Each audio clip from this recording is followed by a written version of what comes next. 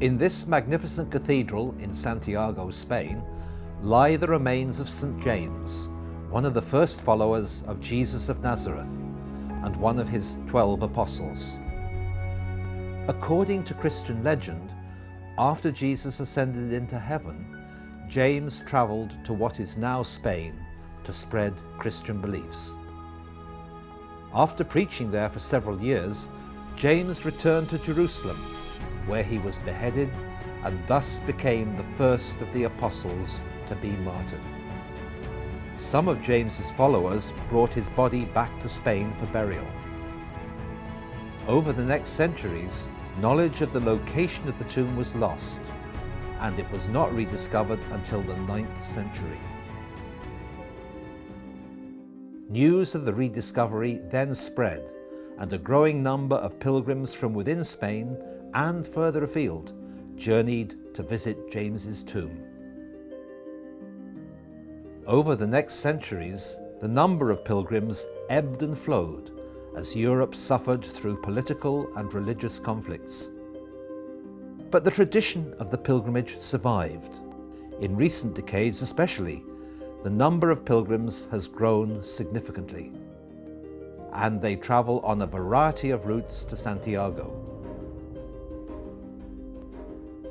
Those who walk at least 100 kilometers to the cathedral in Santiago may obtain a compostela to show that they have visited the remains of Santiago, that is, St. James.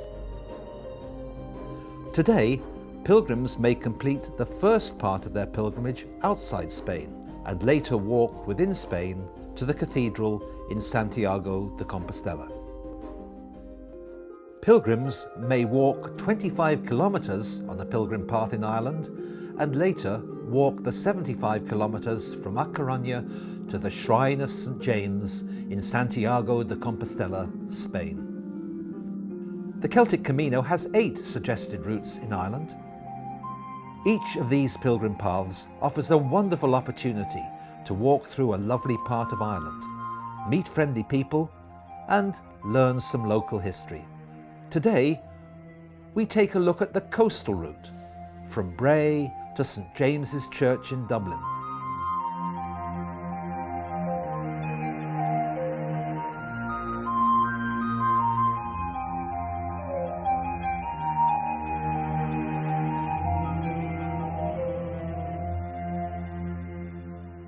Camino is the Spanish word for path or way.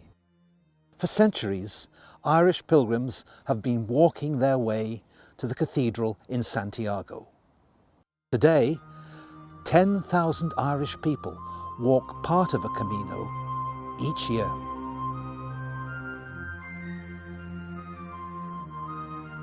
A pilgrimage is a journey to a saint's tomb or shrine to pray for things people want or need, or to give thanks for blessings received. Some people begin their Celtic Camino from Bray at the foot of the cross, up on the top of Bray Head, but most people prefer to start here, at the Victorian bandstand on the Esplanade. To illustrate the Irish section of a Celtic Camino, I'm going to walk from Bray to St. James's Church in the centre of Dublin City. As we go, I'll point out some of the places of interest along the way. Later, I'll be taking the journey to northern Spain, where I'll walk the second part of the Celtic Camino from A Coruña to Santiago and the cathedral in that city. So, let's begin. Bray to Santiago.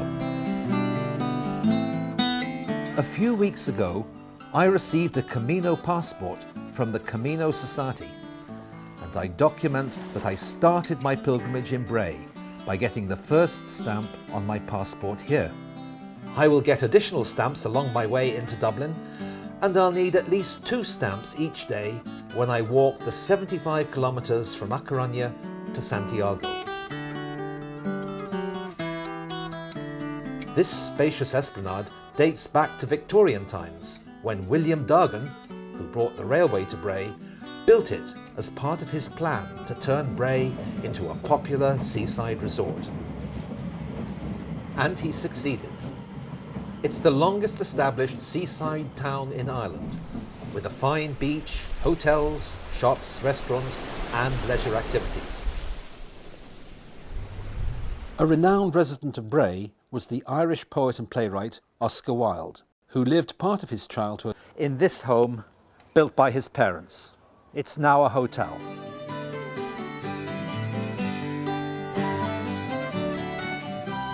After leaving Bray, I will head to Crincon,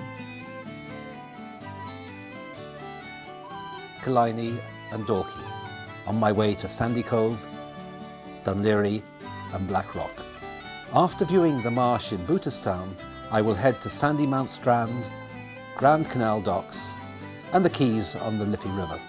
When I reach the heart of Dublin, I will walk on streets used by Camino pilgrims for hundreds of years. I will visit several churches with historic links to the Camino and finally reach my destination, St James's Church. After leaving Bray, pilgrims walk to Crincon, where they can get another passport stamp at St James's Church of Ireland. This church has been conducting services since 1863. Killiney Bay has been called Ireland's Bay of Naples, and on a warm day, Killiney Beach is a popular place to swim, fish and watch dolphins and seals enjoying the sea. In Dorky village, pilgrims may wish to refresh at one of its cafes and perhaps visit the 15th century Dorky Castle, which was built as a fortified townhouse to store goods and protect them from raids by local tribes. Castle guides tell stories about life in Tudor times, and visitors walk through the old church and graveyard. There are several small harbours as we walk along the coast. In the Middle Ages, Collymore Harbour was the main port for Dublin City. Most large ships offloaded their goods here because the entrance to River Liffey was silted up at the time. Today's visitors can take a boat from the harbour to the uninhabited Dorky Island to inspect the ancient ruins of St Begnet's Church and a Martello Tower. The tower was built in the early 19th century when Britain feared an invasion by Napoleon's naval fleet, but the invasion never took place. Many species of bird have found a peaceful nesting place here and are protective of their chicks.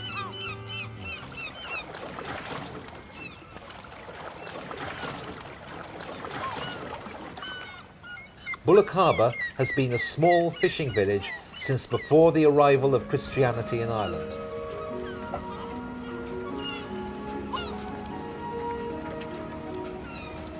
Another Martello Tower in the village of Sandy Cove displays possessions and other artefacts associated with Ireland's most famous author, James Joyce. Joyce stayed here in 1904, and the tower features in the first pages of his masterpiece, Ulysses. I get another stamp on my Camino passport here. The tower looks out onto the 40-foot, a bathing place where people have been swimming for more than 250 years.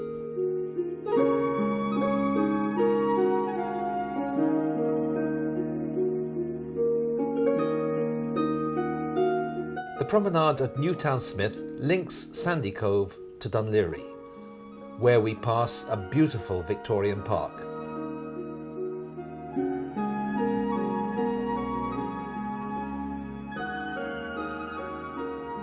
Dunleary has one of the world's largest man-made harbours, which was built to shelter boats waiting to enter Dublin port during the fierce storms that batter Dublin Bay.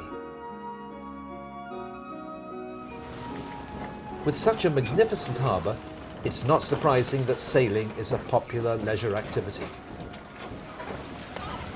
Before Ireland gained its independence, many British government officials chose to reside in Dunleary, and the influence of Georgian, Victorian and Edwardian architecture is evident in the town.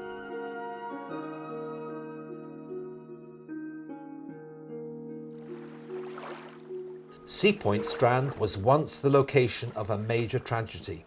In 1807, 2 ships carrying military troops and their families were shipwrecked in Dublin Bay when they were caught in a violent snowstorm and gale-force winds.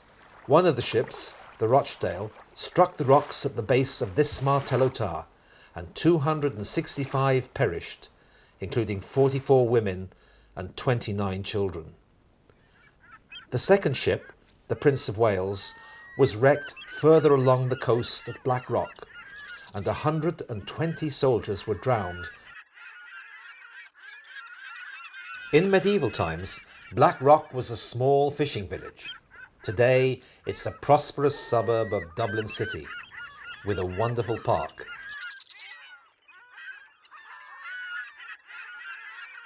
The marsh in Booterstown is an important feeding and roosting area for ducks, geese and waders, and it's a refuelling and resting spot for migrating birds.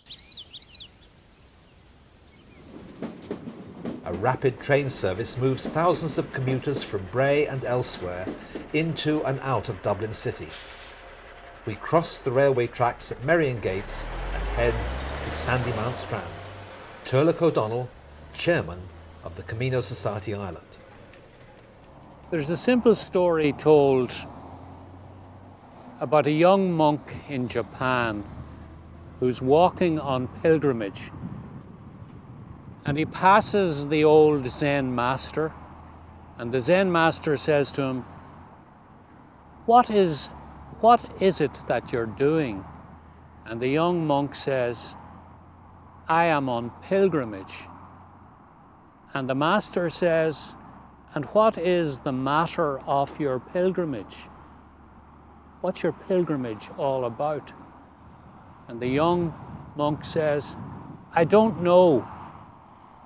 I pilgrimage aimlessly. And the old master says, that's so, because not knowing is the greatest intimacy. The greatest gift you can give yourself is to embark on the journey to Santiago, not knowing what the purpose of your journey is.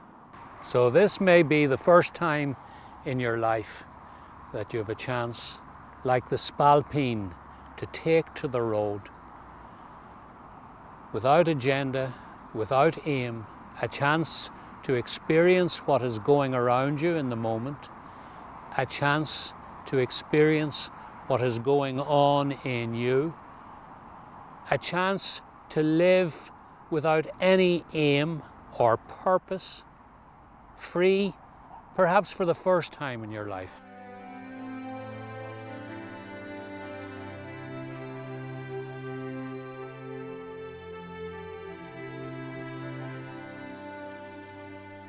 During the 17th and 18th centuries, the Dodder River was the main source of Dublin's drinking water. After crossing the bridge in Ringsend, pilgrims walk alongside the river and then cross over the lock gates at the entrance to the Grand Canal docks. These were built in the 1790s to link the Grand Canal with the River Liffey and accommodated about 150 sea-going vessels.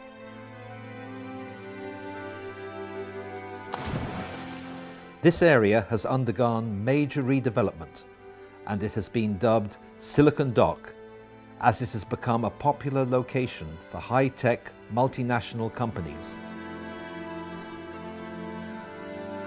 The quays beside Dublin's major river, the Liffey, have also been redeveloped with numerous office and apartment blocks.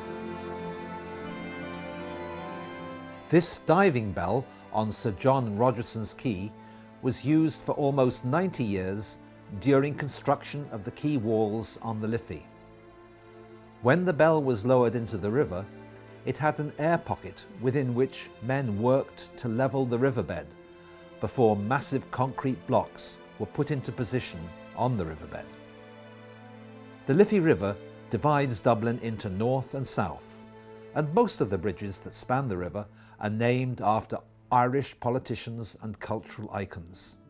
The famous Spanish architect Santiago Calatrava designed the Samuel Beckett Bridge, which looks like a traditional Celtic harp.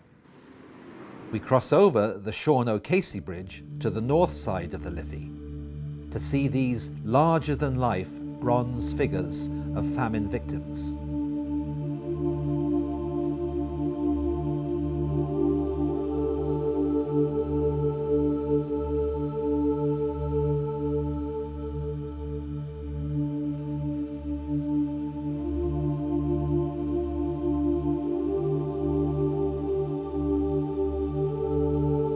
Famines in 19th century Ireland killed more than 1 million people and forced another million to sail to a new life overseas. This tall-mast sailing vessel is a replica of the Jeannie Johnston that carried 2,500 emigrants to North America between 1847 and 1855. Irish Camino pilgrims would have sailed on the Liffey when they travelled to and from Spanish ports. After crossing back to the south side of the Liffey via Butt Bridge, we are just 4 kilometres from St James's Church, our destination. From here on, we will trace the path that Irish pilgrims walked in medieval Dublin. Cathy Scuffle is historian in residence with Dublin City Council. Dublin. When you say Dublin, few people would make the connection with St James and the Camino. And yet all of the clues that link Dublin to Santiago de Compostela are there to be found for locals and for tourists alike. One of the oldest maps we have for Dublin dates from 1610, carried out by Speed. And if you look at this map closely, you'll see a hospital located on the river's edge, very near current Townsend Street. And it was put there as a hospital and hostel for travelling pilgrims and an opportunity for them to get treatment or care or rest before they undertook their pilgrimage. There's a monument called the Stein, quite near Townsend Street in Dublin. It's a modern interpretation of the original Stein or Steen stone, which goes back to Viking Dublin. It's reputed to be the place where the Vikings first landed in Dublin and gives us an idea of how far the seashore came inland from where it is today.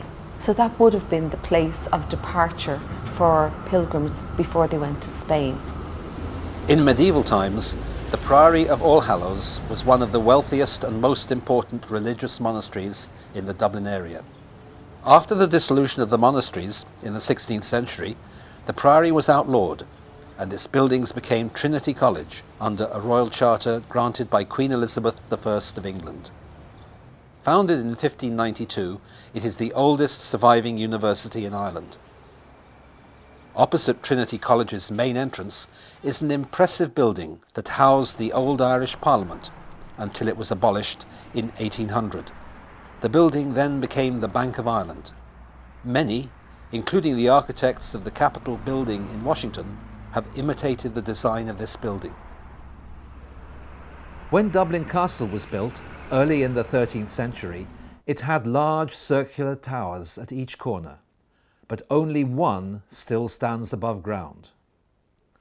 The castle was the headquarters of English and later British administration in Ireland. After Ireland gained independence in 1922, the castle was handed over to the new Irish government. It is now used for state functions and is a tourist attraction. Christchurch Cathedral has been in Dublin since the 11th century, and many pilgrims would have come here to visit the shrine of St Lawrence O'Toole, who, while Archbishop of Dublin, played a critical part in the defence of the city during the Anglo-Norman invasion of 1169. Reverend Dermot Dunn is Dean of Christchurch Cathedral. Christchurch Cathedral is as old as Dublin itself. Its very foundation dates back to 1030, when a Viking wooden structure was founded here and then replaced in the 12th century by a stone building. This was done by St Lawrence O'Toole with Strongbow. This cathedral church began its life as a monastic foundation So people would have been welcomed here on their journey on the Camino as a place of rest, as a place of solace, and as a place of prayer. They'd also have received nourishment for the journey. I'm very happy that here in Christchurch we've embraced the Camino as a way of expressing our spirituality.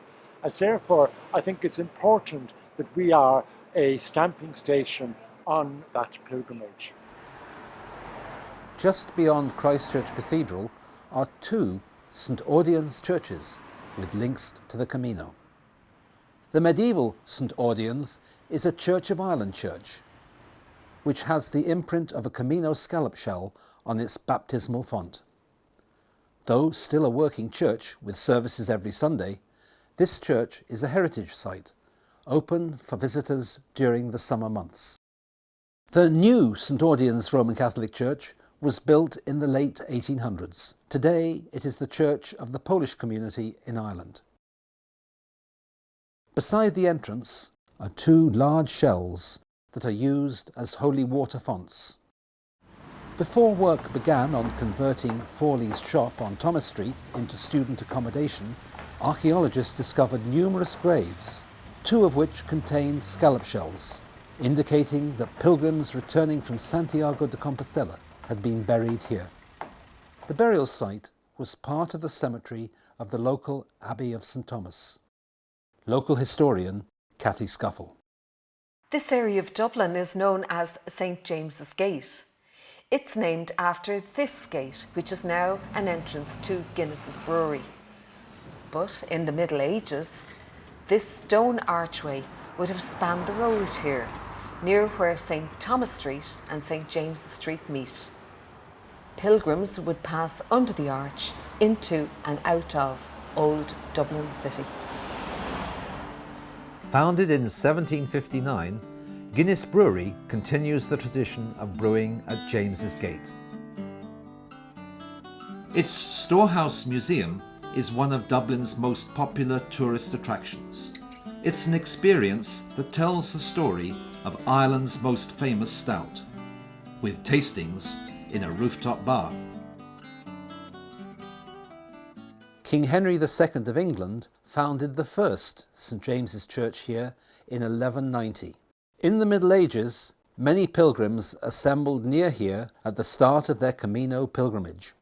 This Church of Ireland building was built in 1707.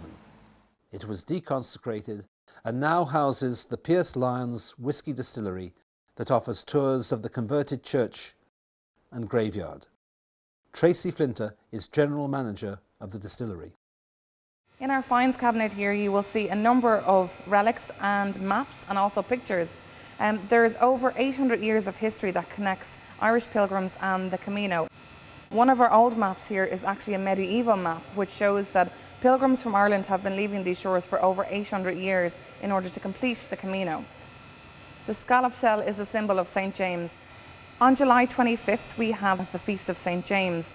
It was tradition for Dublin's children to actually come to the graveyard here and place lovely white shells and scallop shells on the graves of those who have passed. In our beautiful stained glass window, you will see two pilgrims making their way upon the Camino.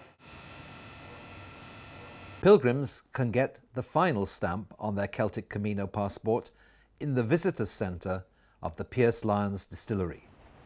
Or they may do this at St James's Catholic Church on the other side of the street.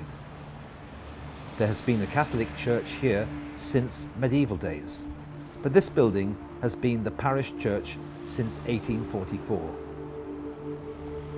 A statue of St James stands to the left of the altar, and there's been a continuing link between the Camino and the church here since the 12th century. The Camino Society has its offices here, and I get my Celtic passport stamped to show that I have completed the Bray to St James's Church pilgrim path.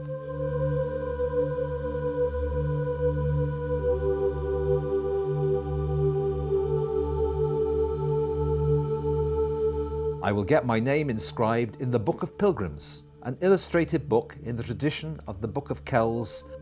and other ancient manuscripts.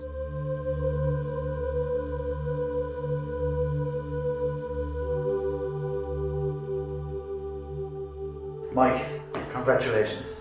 This is your Celtic Camino Compostela. Don't forget to bring it with you to Santiago. One Camino. Congratulations. Thank you. I'll be on my way as soon as I can arrange it.